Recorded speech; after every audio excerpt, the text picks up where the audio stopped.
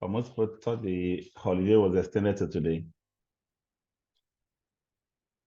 and took it off.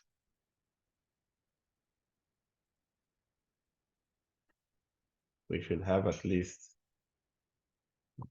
20, 30 or something like that. Okay, so I think we should start.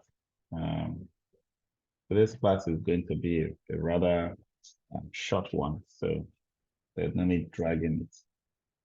We're looking at regulatory compliance and building codes.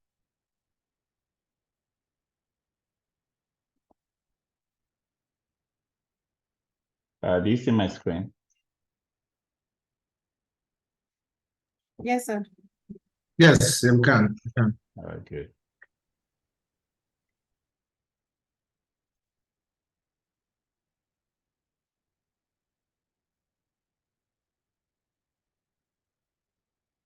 We're basically going to talk about the rules for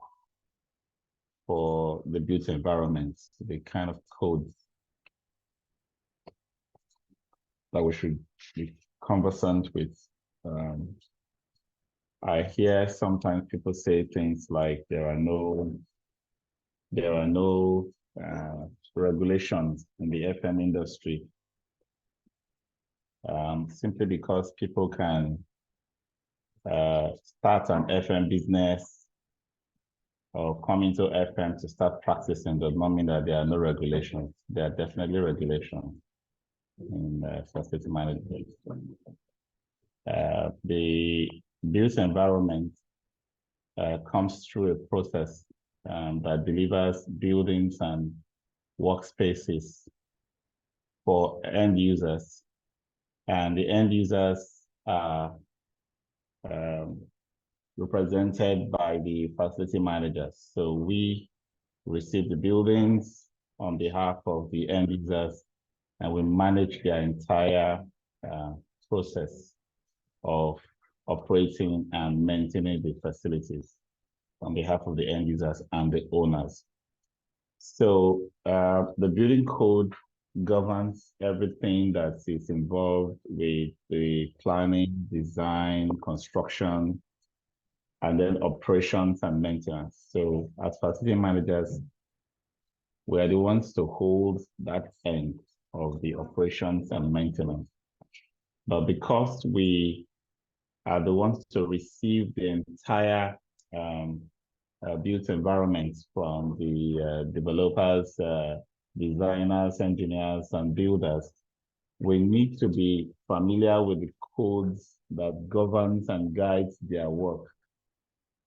Those codes automatically are applied to us because when we take over a building to manage, we need to comply to those codes, okay? So you can have a law guiding building materials and structural stability. You can have a law guiding environmental considerations in the built environment. You can have a law guiding electrical codes in the built environment. You can have a law guiding health and safety and so on. So there are so many of those laws. So when those multiple laws are considered together, we call it a code. All right. That becomes a code. So when you hear of a code is made up of multiple regulations, guidelines, and instructions, set of rules that governs how we plan, design, and deliver the built environment and put them to use. So that's what the building code is. A set of rules that specify the minimum standards for constructed objects, so buildings and non-building structures. So if you think about the spaces and services we provide, there are rules that governs how we provide them and how we expose people to those places. And then the engineers that are building, the architects that are designing, all of them have to follow the several series of regulations. There are national building codes. This is usually a national compilation of all codes. So the Nigerian Building Code is a case in point. It draws a lot of information from the International Building Code.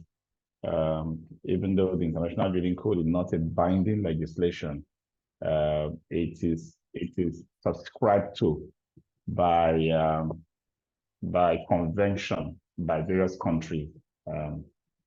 So when you subscribe to an international convention, you domesticate it by creating your own laws and compiling them into a code similar to the International Building Code. That's how the National Building Code is created. And then there will be a lot of localization that are applied to it. Then there's the local government and state governments creating other laws, other codes to regulate aspects of the built environment in their domain. So those are called model building codes. So you would have the state governments, through institutions and agencies like the Urban Town Planning Authority, like the Building Materials, Material Labs, like the Land Use Act, agency, just name them. In Lagos, there are quite a few. The last time I tried to count, I came up with about 13 to 15 of those agencies. Each of them are set up with an enabling law to govern, to regulate, to monitor, enforce rules regarding one aspect. So there are those in charge of swamps and how to deal with sewage and the rest. There are those in charge of elevators. There are those in charge of fire. There are those in charge of occupancy, health and safety commission, and so on and so forth. These are all model building codes. Now, as facility managers, you can't be ignorant of, the codes, the laws that govern the built environment that you are a custodian of. All right. So you can't say you didn't know what law you were breaking when your technician pumps sewage from your septic tank into the drainage. You can't say you don't know what law you're breaking. You can't say you don't know what law you're breaking if you don't have a certification of safety or worthiness to ride an elevator, for example, or you don't have an occupancy certificate before moving people into a new facility and so on and so forth. There are so many things you can't be ignorant of. So it will be in your best interest, and this is my recommendation for every one of us. Go online and download the Nigerian Building Code, the National Building Code of Nigeria. Read through it. It's not too voluminous, about 150 pages, but at least you can browse through, pick up certain things. There are some areas that will be a little bit not so applicable, right? For example, the tensile steel strength, codes, really standards for different types of material. You might, flip through those ones, but there are areas that have to do with the things that occupants, must not be exposed to. There are other areas that has to do with provisions that must be made. We'll talk about some of them in this session. You need to be conversant with all of them. National code, and then now go and do a search. If you're in Lagos, do a search on regulatory agencies of the built environment in Lagos, and do that for the same for other states. Environmental management, emergency response organizations, town planning and approval authority, urban renewal authority, all kinds of authorities and agencies and commissions. Put them up. There will be a PDF file that publishes the law that enacts them, right? An edict of the House of Parliament, State Assembly. By the time you go through it, you will see the areas of its regulation. So if you're looking for an environmental permit, for example, you will not go to the wrong agency. You will go to the right one. If you are looking for, certification of worthiness to occupy a facility, you will not go to the wrong agency. You see how their objectives, their roles, areas they regulate in the built environment are listed. It's not, this is not an assignment that we're going to score, but it's something that you need to do for yourself to become familiar with the laws. If your organization gets shut down by any chance, because an agency woke up, came to your building, and realized that you have infringed on something and sealed your facility, that's not the day you are going to prove to your MD or your management that you knew what you were doing, because that's the day it exposes you as ignorance. Sometimes people will just take it as, oh, they like witch hunting, they like showing power every now and then, they like coming to harass and do this and that. But by the time they come to you, you have already failed. It's for you to know who and what exists in terms of regulations, and be proactive in going to them, file what needs to be filed, get certification, what needs to be certified, and pay what needs to be paid. So you have a proper documentation for everything that you do in your facility. That way, they will never come to you for anything. Now, you might say it's, you know how we make it sound like, they pick at random. The truth is that enforcement of the built environment code and regulation will be too expensive if the government has to put one person from every agency to visit every site and every building. That will mean a typical agency will have some 20,000 staff in a place like Lagos. And then for about 13 agencies, you can imagine what we're talking about. So we're talking about hundreds of thousands of workers just monitoring that the relevant codes and laws are being followed. So the government cannot afford that. If they do try to afford that, they will have to increase their taxes, right? So again, that's the thing about governance. But with a small number of people they have in their midst, what they basically do is they will do a scapegoat approach. Scapegoating means, at random picking on one person, maybe for a week or for a day. We're just going to go out and we're going to knock on a certain door and ask for blah, blah, blah, blah, blah. They don't have, we impound, we close, we shut, and then we are busy working, right? You cannot say when they now choose you that they are witch hunting, because basically they cannot go around everybody. They just need one person to use as an example. And you cannot wish or hope that their eyes should be blinded, to your side. So you have to be open-minded to the point where you, on your own, make every effort to get through and understand the regulations.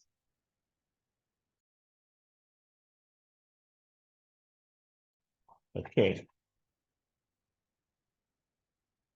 So let's look at the things that they typically regulate.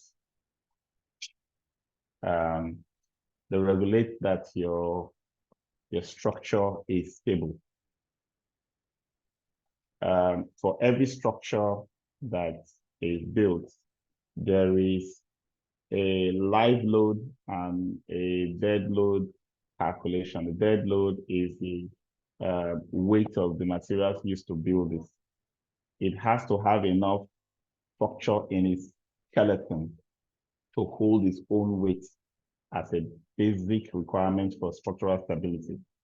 Then you now need to consider the number of people, the time of day or duration of their stay, and the kind of activities they'll be performing to determine what the live loads will be, right? So depending on the kind of facility that is being built, there's an expectation of the number of people that will be residents, 24 hours, coming and going, work shifts, visiting intermittently. It's all used to measure and calculate what the live loads will be, right? You determine what it should be for every floor by the time you start calculating the structural elements that are supposed to be used to hold that building up. So if you miss it in any of the dimensions I've described, then the building begins to weaken from day one. take, for example, you did not envisage that people are going to be working some heavy machinery at certain floors. And then you've done all your calculations and you rented out the house to somebody. And then the next thing you see a loom, a textile loom, or maybe a very big generator used to power some heavy freezers or, a cold room at a certain floor. And all that weight and all that vibrations begin to put pressure on the building. You have to be very sure because the law requires that you understand the requirements for structural stability. So foundations to the beams, to the columns, to the roof, everything that forms stability of the building must be well thought through. So even if as facility managers, you are not an expert, you're not a structural engineer, so you don't know any of these things we are talking about. So because this is a code requirement, you're basically going to ask some questions. First and foremost, you should be involved in providing information on who will use the building, how many people, what kind of activity. That's especially an operations information that comes from the FM.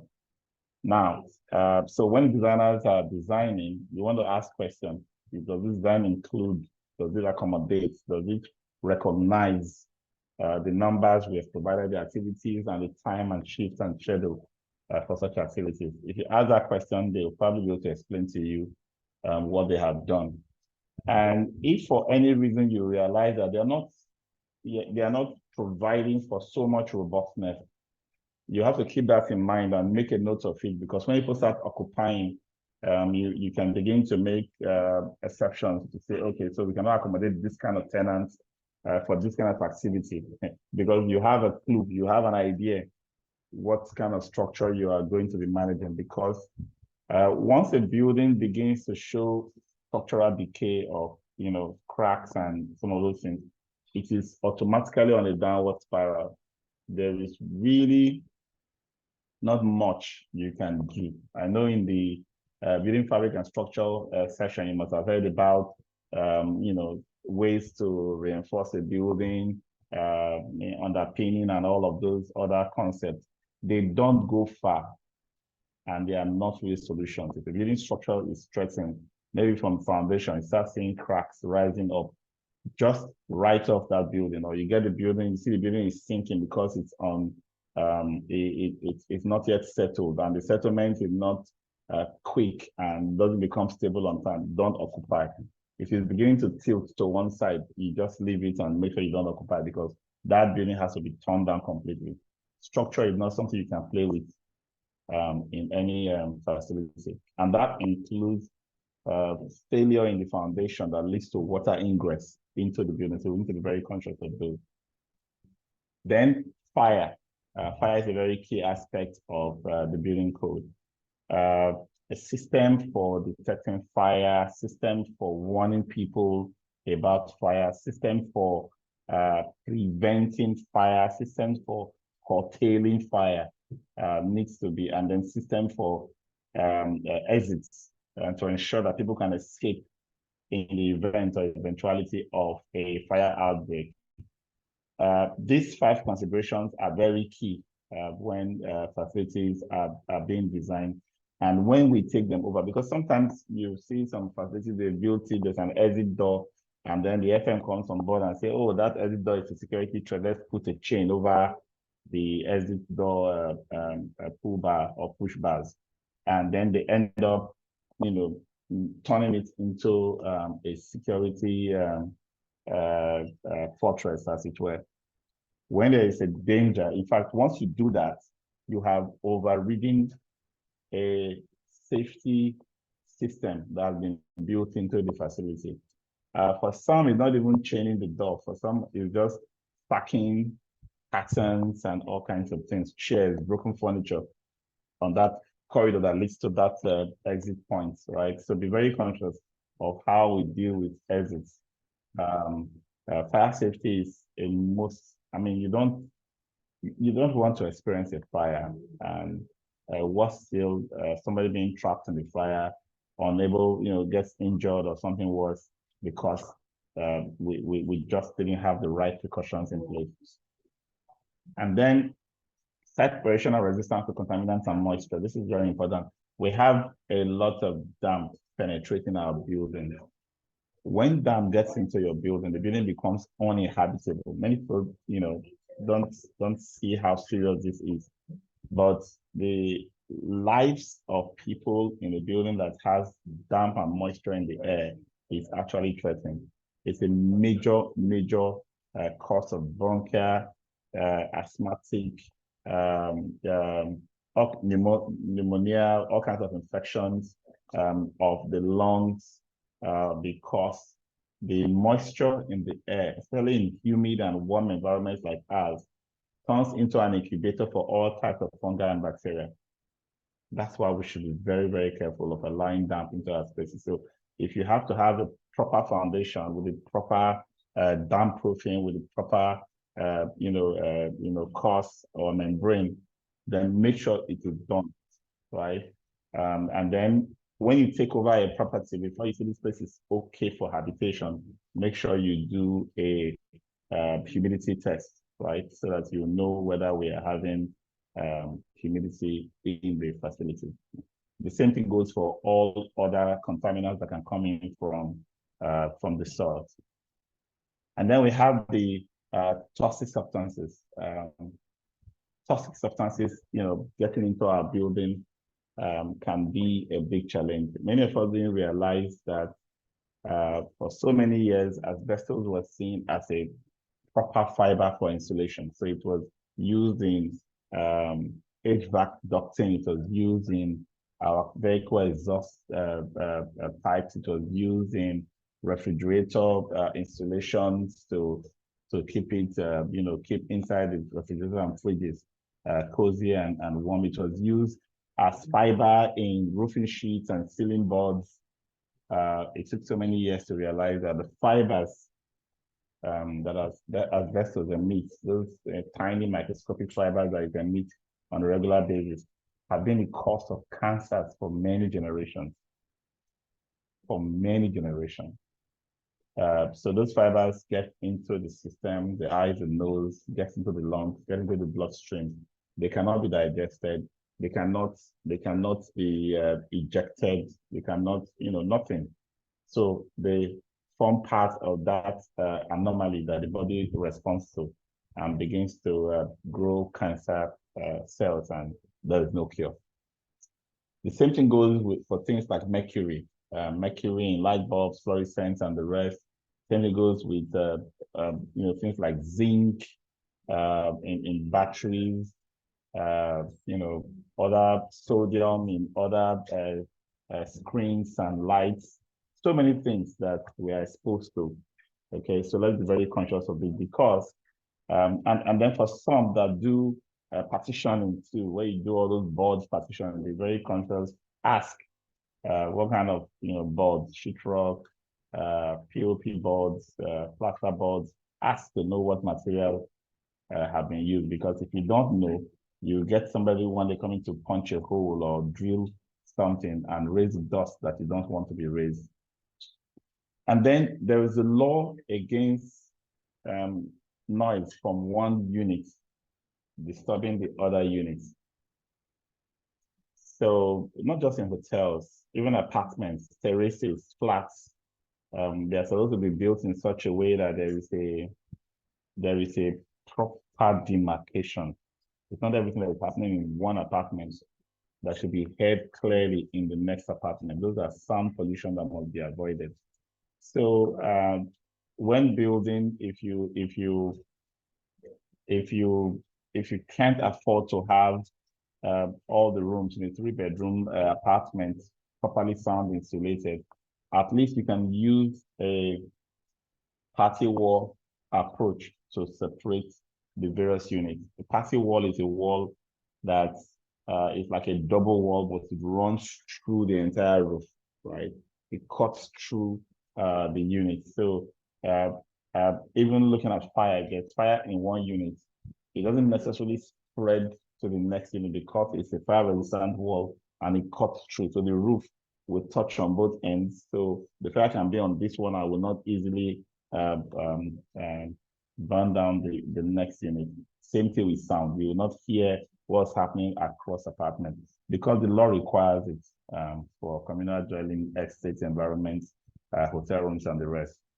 Then there are laws in the building code that governs ventilation, adequate levels of ventilation to building. In our day in architecture school, we're taught extensively on how to, design for east-west orientation, especially in Nigeria, to see how we can make use of natural ventilation, right?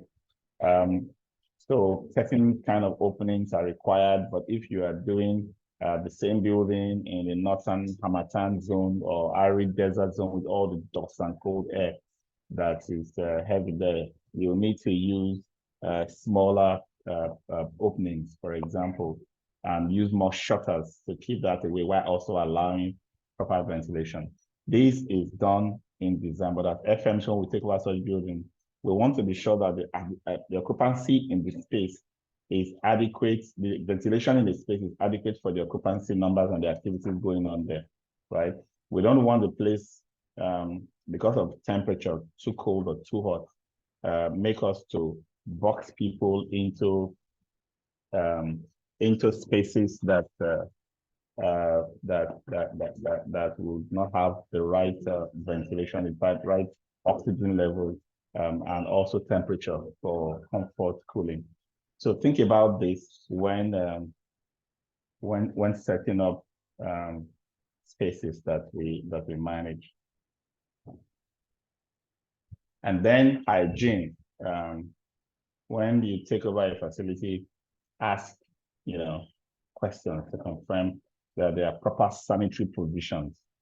I've been to some facilities especially the Lagos Island, where many high rises, most of the commercial buildings there probably just have one or two toilets for the CEO somewhere, and maybe a few staff has access to it. And visitors are just, there's really no provision. Those facilities are actually not habitable, they should be torn down.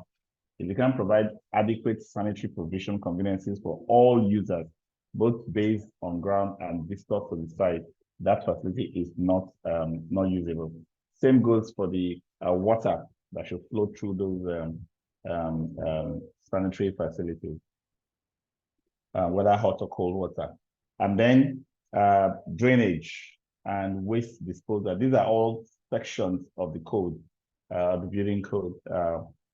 H, drainage and waste disposal, deals with the disposal of sewage, wastewater, stormwater. There's a clear difference between what the code provides for stormwater, that's when rain falls on the site, is different from what it provides for how to deal with sewage.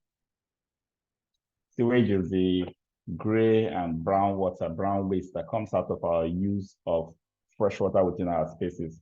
That is the sewage that comes out. There are requirements for storage and evacuation of septics in residential and small dwellings.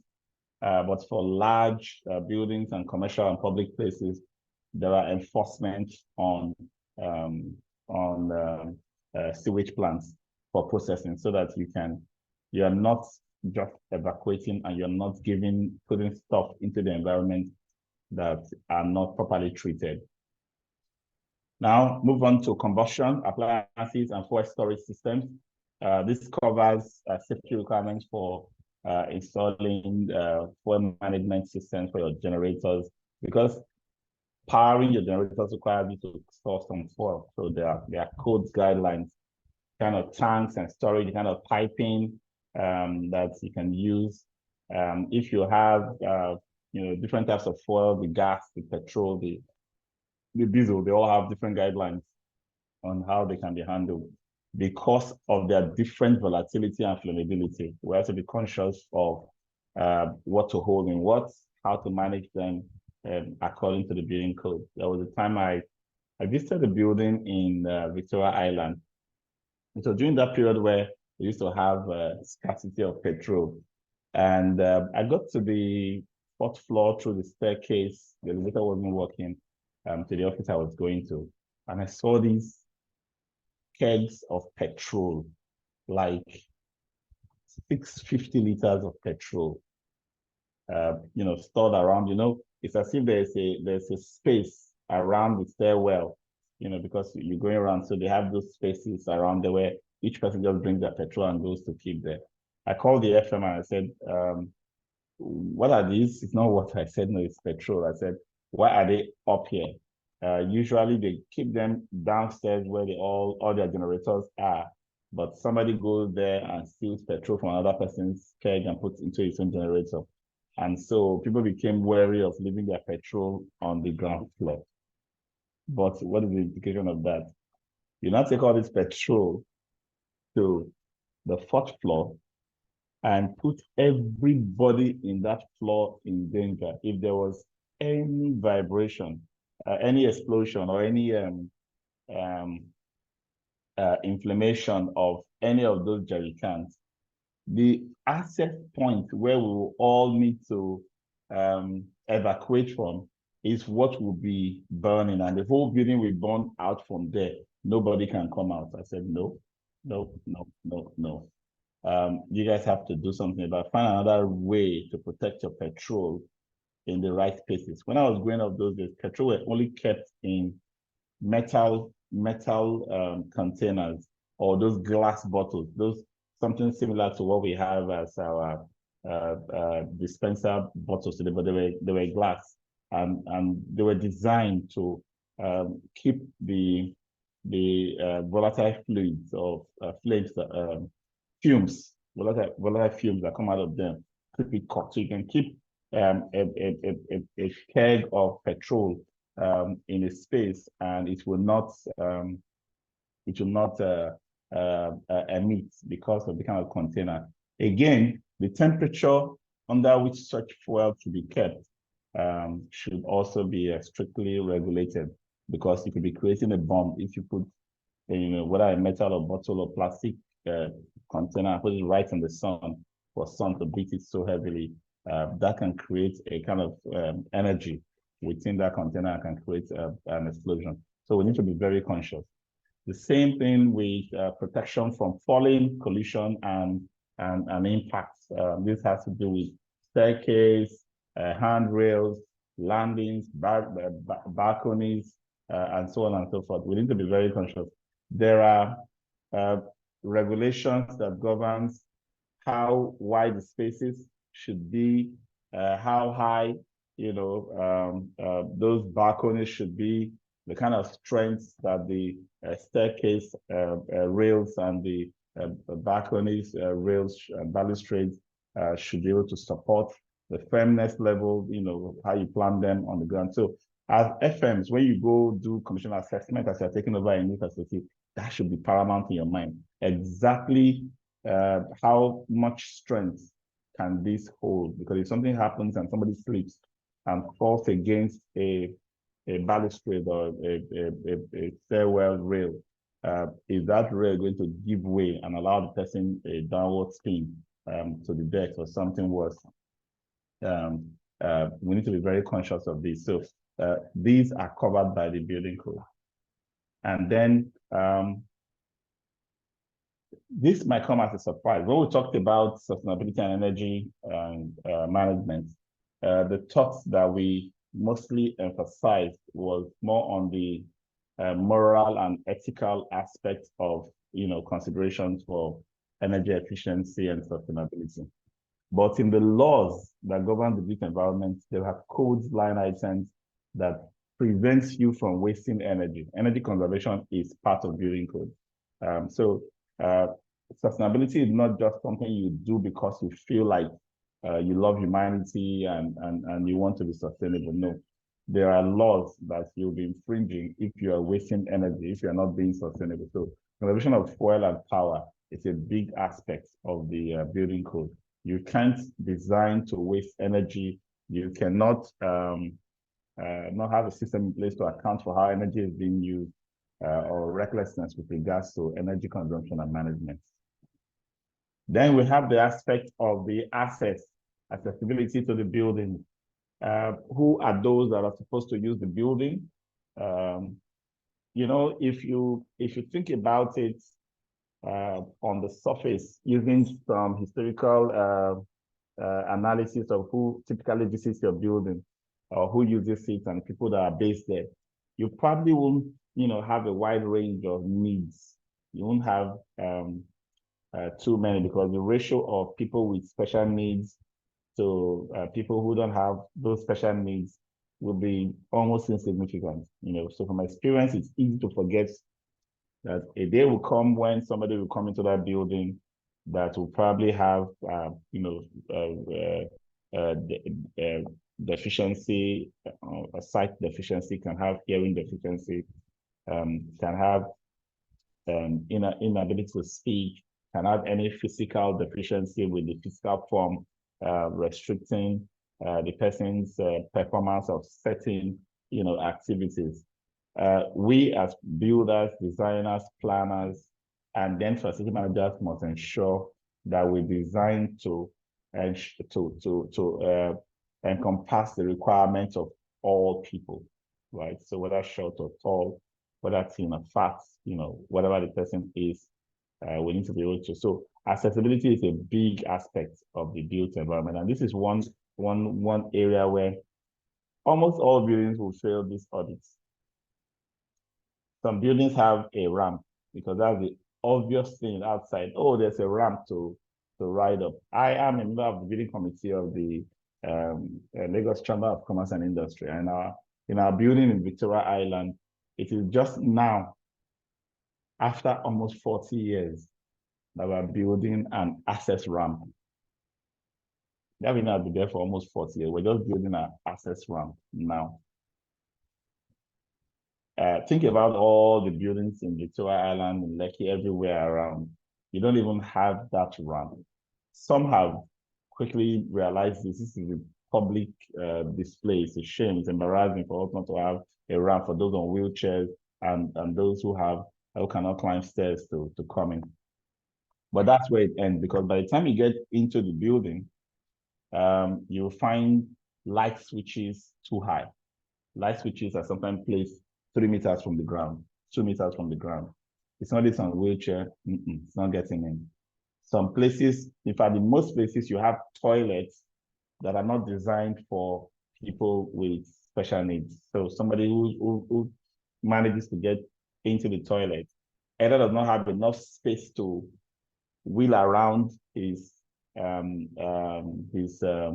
wheelchair, or does not have any support lever to prop himself off the wheelchair into the toilet, and does not have the other means to do the things that he needs to do. So if you see all those 3 feet by 5 feet toilet cubicles, you know that whoever is designing that is breaking the law. The building code is being contravened by those kind of design and development. So we need to be very conscious to ensure that we capture a wide range of needs. Sometimes some designers, some architects are, to be fair to them, they will take their time. They will think about wheelchair. They'll think about people in supporting themselves with different types of stakes to move and the rest. But then they also forget the parts of those who have hearing impairment and sight impairment, right? So they don't provide solutions for those. We need to be conscious of this because the law is clear on it. And this is one area where we may not have a lot of enforcement, right? We probably don't have that task force or that agency that goes to enforce, hey, this place is not this place is not this for people with special needs. But the time is coming that will become a major area of focus, and we need to be ready. Then we have, glazing, glass. It's used in our buildings, whether for windows, for curtain walls, for beautification, for doors, for ceilings, for all kinds of things. Glass has a certain safety requirement, right? People can run through glass. because by design, glass is transparent. So if you don't have things that will make it visible to people, they can easily run through it, especially outdoors or as well. But when they do, how much harm does the glass, create? Does it turn into angular spears, those sharp edges that can cut and kill? Or does it have a rubber middle and crystalline structure that when it cracks, it holds together, it does not form those sharp spears, and you can be safe to handle, right? This is very important. And the other side to glass, again, is the insulation aspect. So you have walls all around the building, but you have openings where you now put glass. That is an opportunity for you to open for ventilation, but that's also a barrier, when you want to prevent your cooling or your heating from being lost, which is a contravention of conservation of energy conservation laws as well, right? So having a double glazed windows, gas filled or empty vacuum double glazing, or thicker gauges, or screens, certain shades of screens placed on the glass to increase reflection of heat and light. All are considerations that we must have. This is for us as FMs to be familiar with, so that when the designers and the guys who are deciding on those specifications are doing their thing, we'll just be asking questions and be able to chip in a few support here and there. Let's talk about electrical safety. Electrical installation, we know that we need to get power in to power the electricity is the life of the building. But you see that electricity is very dangerous, very dangerous.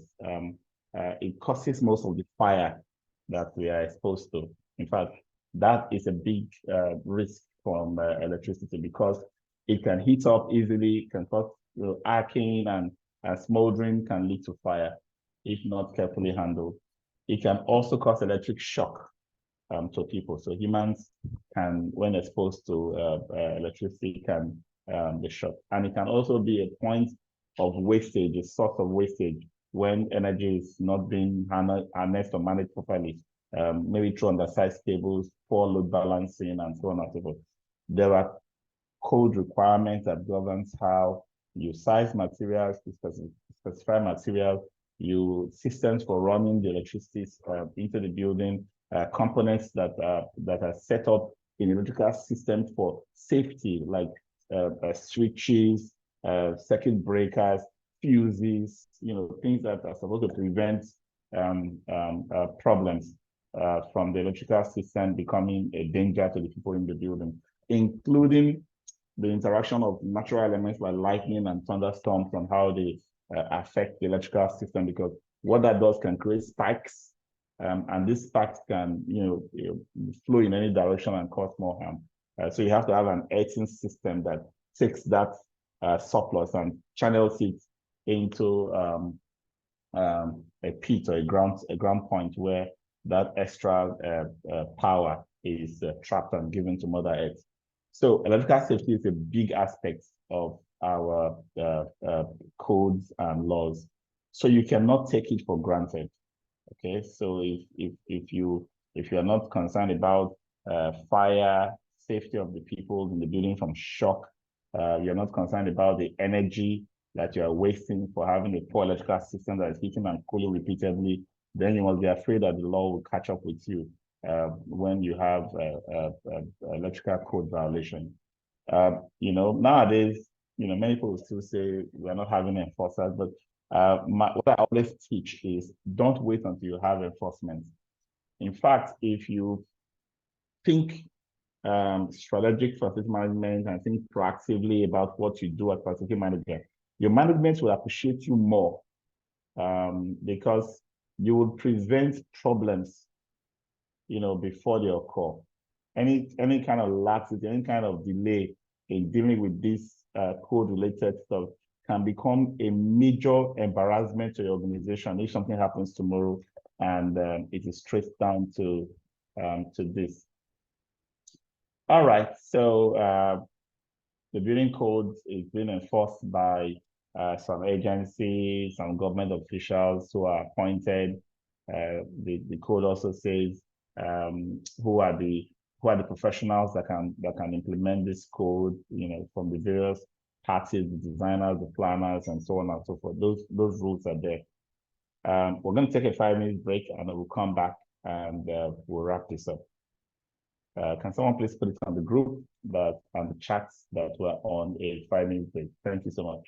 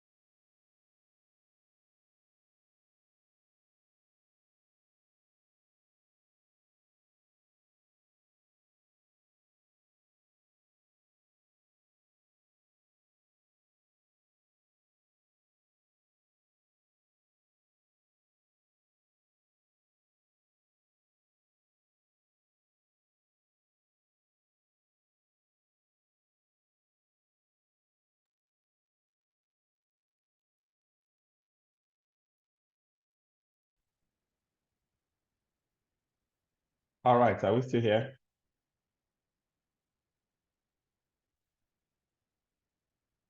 Yes, sir. All right, good. So the question would typically be, so why do we need the building code, right? The building codes or laws around building regulations started hundreds of years ago. The earliest records of codes was in the Roman Empire. There were guidelines for virtually every aspect of buildings and city construction and development and use, including managing of sewage and refuse, paths to this and that, segregation of access for different activities within the built spaces, and so on and so forth. The underlying reasons are mainly focus on the well-being of the individual, the safety, the health, and the general welfare. So making sure that there are minimum standards, provisions, and requirements for safe and stable design, methods of construction, use of materials in buildings and structures are the main reason why building codes exist, minimum requirements. And so when we have the laws, and we say these are the regulatory requirements, let's be conscious of what they are. They are not, this is what we should build to. They are actually minimum standards, right? So they're actually minimum standards. So if you see a requirement and you are taking that requirement as a target, let me try and make it this strong. Let me try and make it this resistant. Let me try and get to this level in voltage. Let me get to this area level in center strength. That's not the idea of the law, because the law is saying this is the bottom, the floor that you cannot go below. So if you have a code or a law regulation, aim to build higher. So build stronger, build firmer, build with more accessibility than minimum requirements, okay? Because that's what shows that you understand the standards, okay? Fire codes, different types of building uses, different aspects. Let's just look at the types of buildings that have been captured in the building code, Nigerian building code. Read up this. I'll probably just come back and talk about this, life cycle.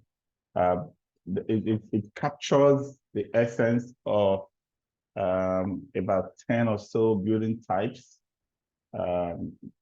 according to the use groups. So group A are assembly buildings. They usually will have garden places for different purposes, recreation, amusement, worship, these are group A, when people come together. Now, the reason why building uses is key in categorizing and defining the regulations is we want to provide for the safety, welfare, well-being, security of each individual. But when they come into a building, they perform different purposes. And for different activities, there are different risks. So the building code should be able to capture the different kind of risks. For example, for use group A, buildings for entertainment, amusement, religious purposes that people come, assembly for even education and the rest. Those kinds of buildings will have issues with crowd management, stampede, fire causing more harm than ordinary, and so on and so on, because there's a clustering of people in such an environment. So the code in describing and giving regulations for these kinds of building is considering exactly what we are doing in the building. And then buildings for professional uses, all buildings and structures used for the transaction of business, rental professional service. Most corporate offices will fall into this category. Calm environment, not too crowded, proper circulation spaces, and so on and so forth. And the activities are not too aggressive. So you won't see a lot of dancing, you won't see a lot of gyration in such environments, right? So the code will give you, what to watch out for. People are sitting down a lot in those kind of places, and there could be issues of sudden death, stroke from sedentary lifestyle, right? So the code will probably say things like have proper ventilation, have what do you call the defibrillator or whatever can resuscitate somebody in case there's a sudden collapse or something. All kinds of things that will make that space, for the purpose is defined. So take your time to read through and get to the specific. Educational uses, Group C, factory and industrial uses. And then there are two groups for factory and industrial uses. The Group B is for normal work, fabricating, manufacturing, normal things that are not hazardous or toxic. Then Group E is for the high hazard, right? So you're doing the same thing, but you're dealing with toxic, you're dealing with explosives, you're dealing with all kinds of things that are high risk. Okay, so that's what Group E is for. And then Group G is for mercantile uses. So buildings that are used for retail, for display, for all kinds of transactional exchange of goods and services. And then Group H is residential. So the estates, the multi-tenanted towers where you have, residents. So a building can actually have needs to comply with more than one code categorization. Those are the ones we call the Group J, mixed use and occupancy. So you have businesses, hotels, retail, and residency. It's like a combination of all the codes for different building types. And then you have the Group I for storage, warehouses, ports with all those containers, large warehouses. And so again, you may have a production area that is a group D, for example. And then you could have a storage area, another large facility in the same complex that is a Group I. And then you have a access to the public for sales of goods, mercantile purpose, a Group G. Each building will have to stand alone, right? To be categorized as a code group or a building use category. Now, there are some buildings that it's not so clear. You've looked at all of the codes and you really can't pick a code for this building. Those are called Group K, buildings with doubtful use classification. When the structure is not for something specifically identified in this code. Thinking about this Group K, one thing that comes to my mind is something like a lighthouse. Those lighthouses that's like a buoy on the water that gives like a beacon of direction to sailors and the rest. So what will you call that? What kind of use? Or somebody builds a building. It's supposed to be a warehouse that should hold merchandise, but it's not using it to store money, for example. Will you call that a bank, professional building? Will you call that a warehouse?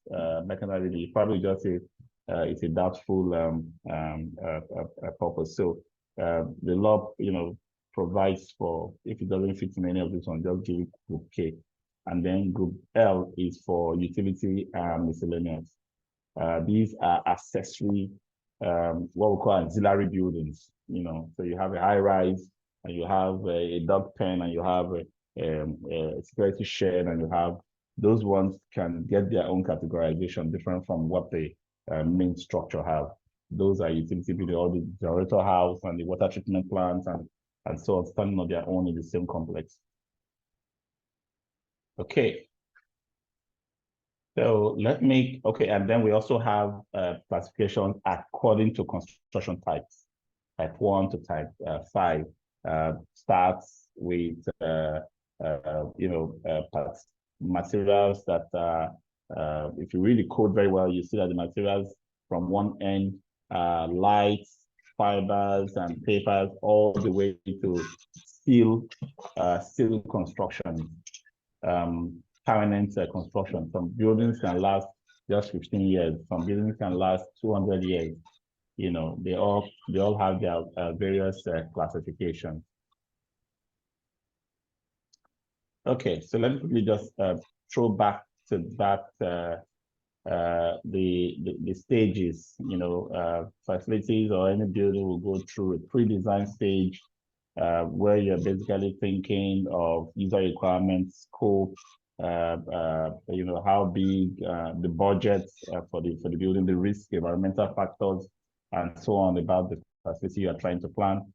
Design stage where you're emphasizing on architectural and engineering inputs, trying to visualize what you are trying to build, trying to think about the users who are going to use it at this stage, you know, and thinking about the various outputs, documentation that will go into operations and maintenance, and then the construction, and then the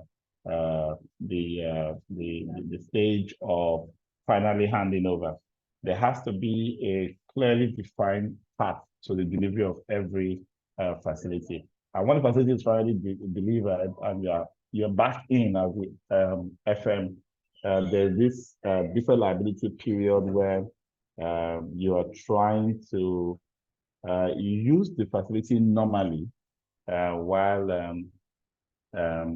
you are trying to watch out for defects that